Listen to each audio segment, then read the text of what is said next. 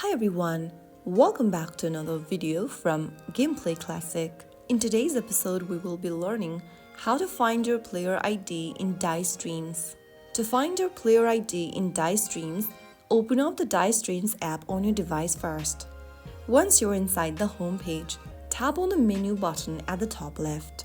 Now from the expanded menu, click the gear button and you will then be able to see your player ID at the bottom of the screen. Your player ID is a long string of number and alphabetic characters. You may need your player ID to contact customer support for account-related issues. It's also used to identify your account if you need assistance with any account recovery or technical issues. To copy your player ID, simply tap the copy button and your player ID will be copied on your device's clipboard. So that is how you can easily find your player ID in Dice Dreams.